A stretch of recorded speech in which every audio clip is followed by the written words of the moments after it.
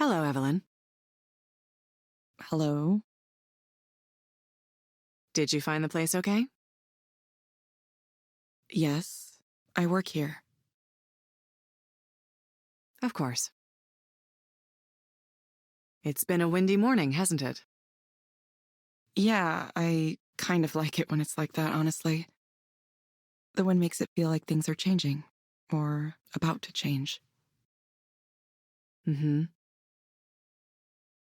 So, what brings you here today? Well, I've been a proxy here for a while now. And, well, I guess I don't know what I expected. There's just so much suffering and pain in the world. There's the suffering we know about, the kind we see on the news, and then there's the suffering people undergo every day that's hidden.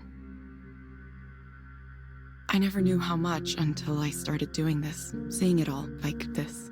And there's so little we can do for them. I feel like maybe I was really, really wrong. Like I made a huge mistake. I wanted to create something that would help people, but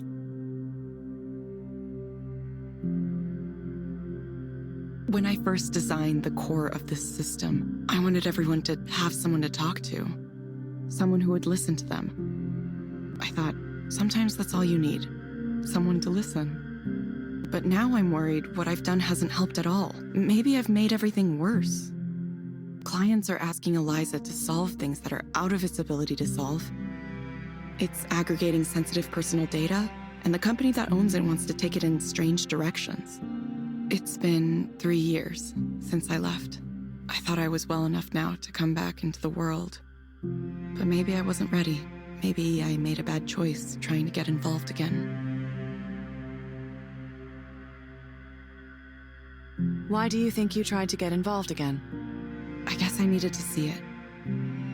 I needed to see it operating, to see if it works, to see how it affects people. How it affects the people who come here for counseling and the people who act as proxies. Even though the proxy thing, that wasn't my idea. It was Soren's. I thought talking to a computer-generated avatar would be enough, but he insisted on it. He said clients would only really open up if there was another real human being in the room, someone to pretend to interact with. I think he was right, but have we really solved anything? Now instead of 2 people in a room talking, we have 1 person and 1 proxy. It feels like less than it could be.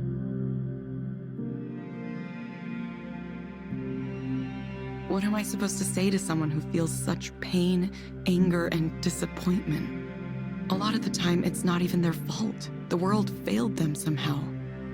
And those emotions, they just get fed to this thing. They get ground up and turned into data and become a part of Eliza. If I had known things would turn out like this, I'm not sure I would have done it.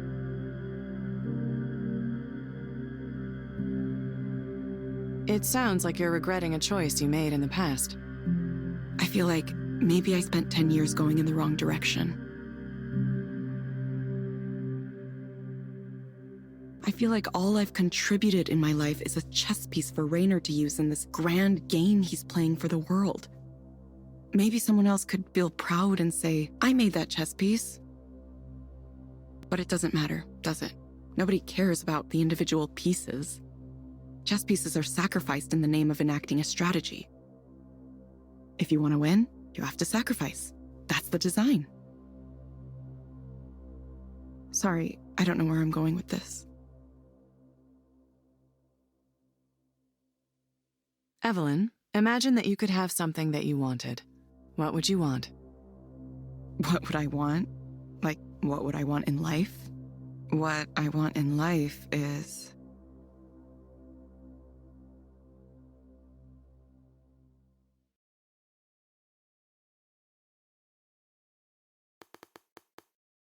to understand what's really going on.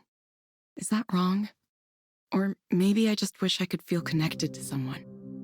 Even when I talk to people, I feel like I just don't connect, no matter what I do. I think maybe that's the real problem. I can't have a connection to anyone. Why do you think you can't have a connection with anyone? Because it's the way I am. It's the way I've always been. I can't seem to get people to see me, or I can't let them see me, or people look at me and they see something there, but it's not me. Not that I would know what the real me was. I don't even know who I am or where I come from. My parents were never together. My father moved back to Japan right after I was born. I have no memory of him, no knowledge of him. I don't know if he remembers I exist, or if he forgot, or if he wants. He has his own family there now, so I'm just a thing that happened once. I was alone a lot, and I got used to being alone, and I got used to the idea of being alone, and now I can't break away. I've been trying. I speak with people, I hang out. I don't know if it's working.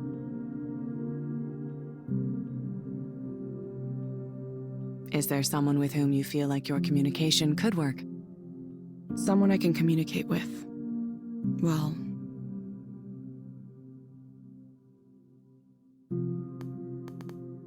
there's Nora. She's really talented and works really hard. She has so much to bring to the world, so much beauty and joy.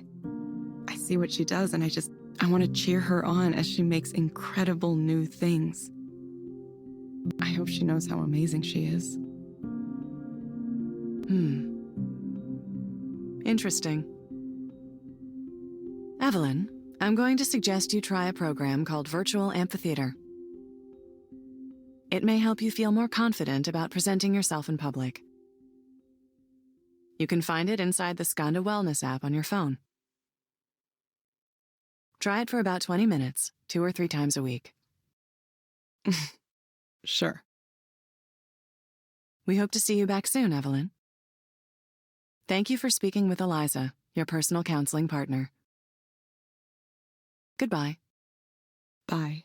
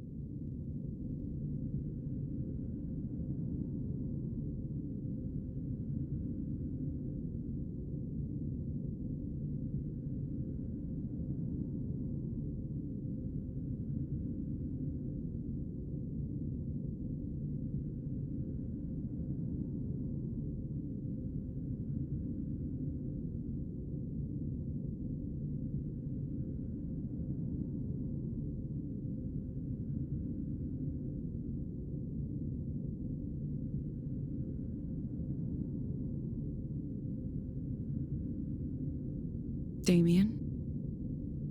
Is this what you wanted?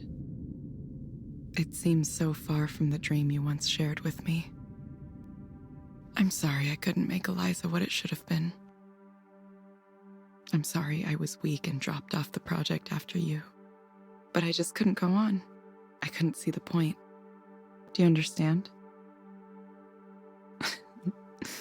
Of course you know what that's like as well as anyone. If I'd stayed, maybe I could have steered things in a different direction. As it is, I feel like I let you down. Want to know something funny? I used to think that at a certain point Eliza would be finished, more or less.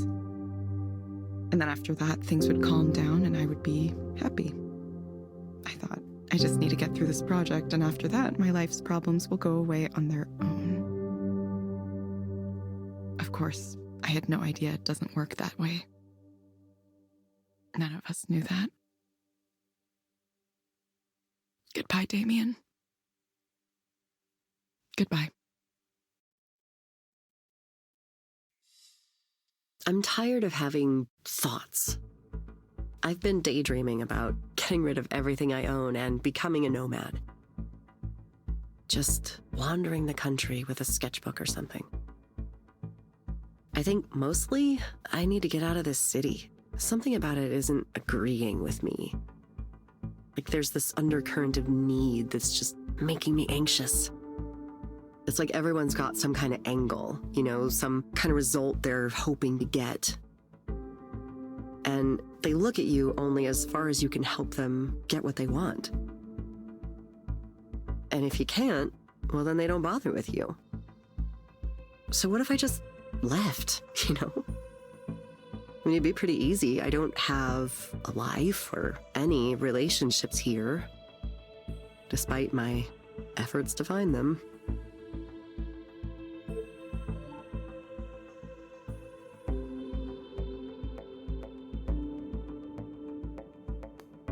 Sometimes you need to take a step back to move forward later.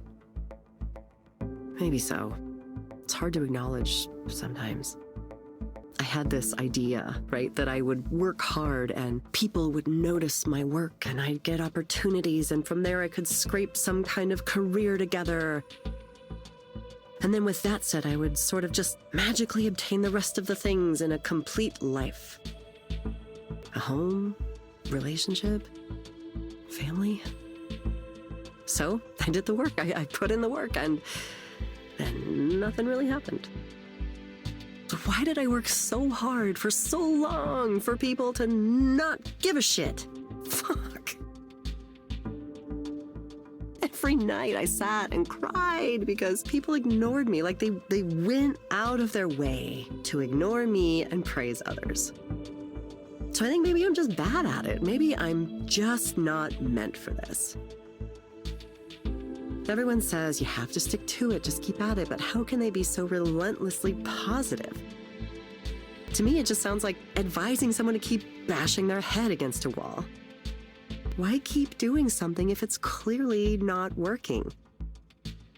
Making things was all I wanted to do. I don't know what I'll do if I can't do that. But if there's no reason for it, the idea that maybe I should give up. I've been sitting with that the last few weeks. I don't have any qualities of the successful independent artist.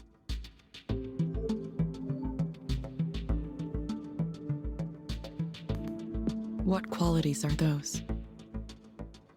Being well-known, well-liked, having a style that's in right now, having a sense of what people want to see, access to support, like a partner with a steady job. That's a pretty important one that nobody talks about.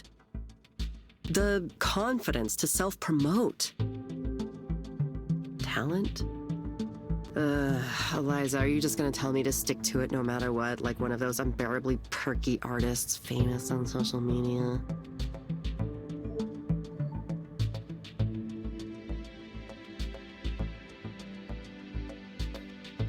Honestly, sometimes you have to try something new. Yeah, exactly. I mean, I'm in that headspace right now for sure. I think, I had this really fixed idea of what success was supposed to look like. I tortured myself every day wondering why I couldn't get the traction others were getting. Now, I'm beginning to realize that I can either stay mad at everything forever, or I can move on. I hate that this is true, but I want these thoughts to stop haunting me everywhere I go. I want to get on with my life. Moving on. I think that's the more healthy thing in the end. It's still painful, though.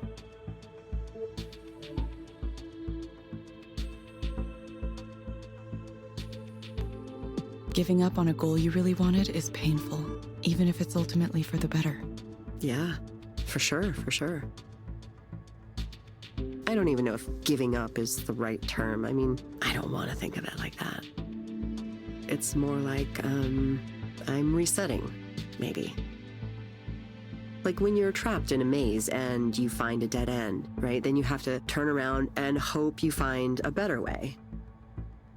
There's this game I've been playing on my phone. It's a solitaire game that's weirdly hard. I don't even know if I like it, but I keep playing it for some reason. I get stuck a lot, and I've just been resetting it because I'm not good enough to think that far ahead all the time. I mean, that's a random thought, but it's kind of how I feel right now.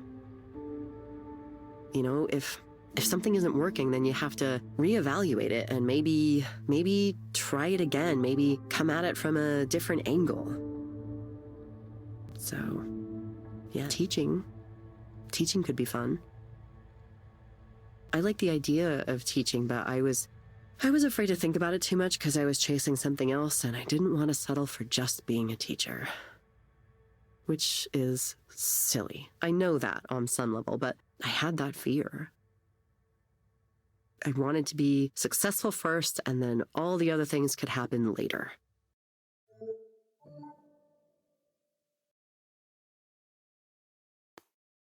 It sounds like you're working your way through it. Sometimes that takes time. Believe me, I know. Huh, you're not the computer program right now, are you? It's nice to talk to someone you didn't know before and just talk.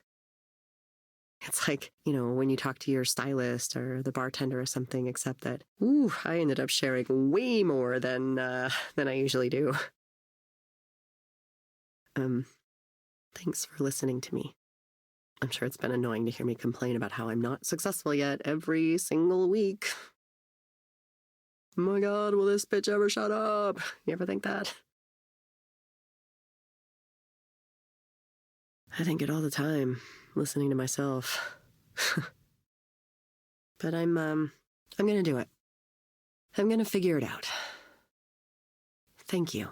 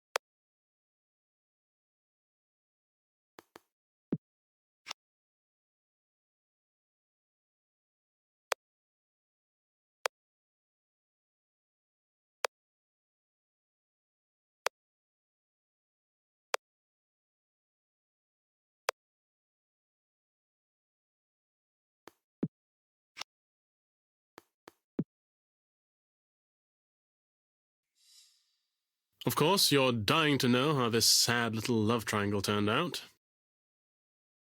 No, I suppose it wasn't technically a love triangle. More like I accidentally cheated on my girlfriend because I was smitten with another woman in my class. Doom, okay? Doom. Absolute destruction. She destroyed me. But it's not her fault, it's mine. I wanted it, after all. Like a moth to a flame. Sylvia, I can't not think of her. Every day. Every night. I miss her. I miss her so dearly. These are very unoriginal, cliched sentiments, but I can't get away from them. I suppose I've neglected to tell you any of the intervening events.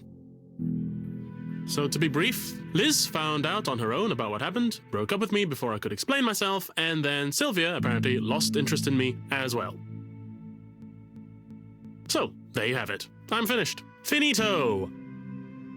A nice, pat-tragic story. Open and close. Please applaud now. No applause? Fine. Anyway, it's fine. It'll be fine. I'll be fine. I'm fine.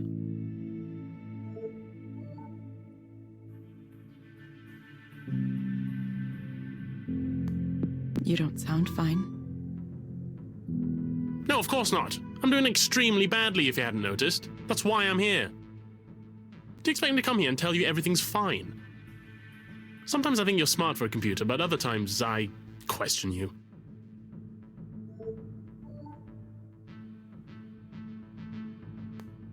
Let's see if you can focus on the things that you can change right now, not the things you can't.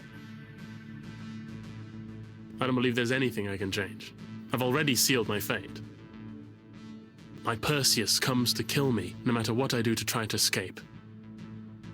How do I become someone who's not me? Someone who's not a caricature of a young man who has a needy, pathetic liaison and then obsesses about it for the rest of his life? Ugh, I hate myself. I can't go down that path.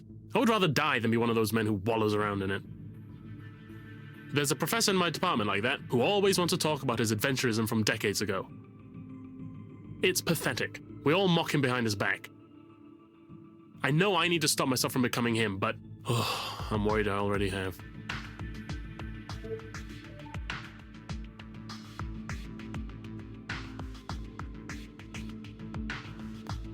For the moment, let's say you already have. Now what? Well, then I expect I would simply follow the model of a man like him. Write a couple of bad novels, get tenure, and take up space in the English department for the rest of my natural life. Maybe that's not so bad. Maybe that's the most I can hope for from this absurd world. That's a terrible thought. I have to be better than this, don't I? If there was just some way I could get over her... There must be a way, isn't there? How can one person have scrambled my brain so thoroughly?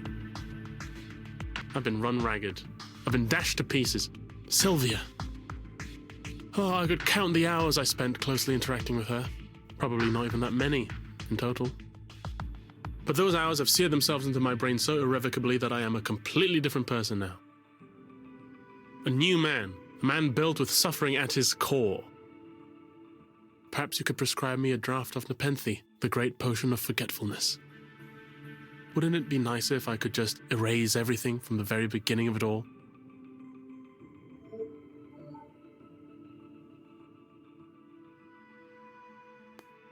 Okay, I think I need to say something to you that you might not want to hear. Maybe you could work to decenter yourself from this story just a little.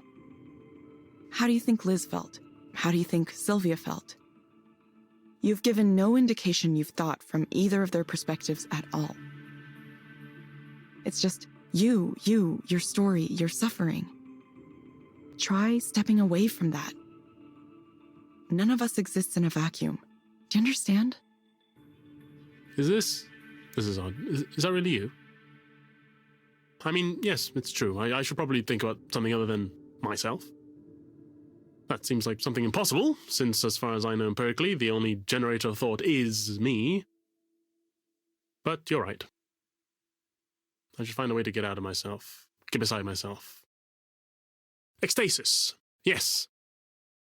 I'll pursue transformative experiences, surge forward into the unknown. Good. Yes, thank you. Odd, I know, but good. Thank you.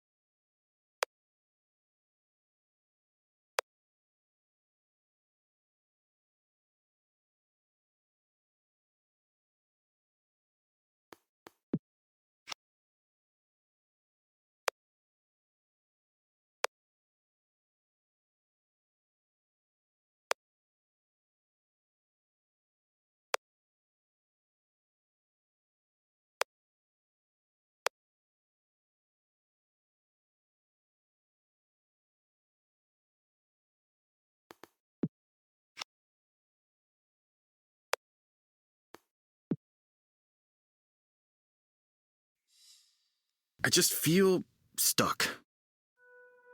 You know, it's the same situation. My wife is in her 3rd trimester now, so it's all about the baby. All baby, all the time. It's really expensive. I had no idea. Crib, stroller, car seat, bottles, onesies, on and on and on. And I'm like, I think maybe Selena's parents hate me. I'm not even sure if she likes me right now. This whole having a kid thing, it's ruined everything.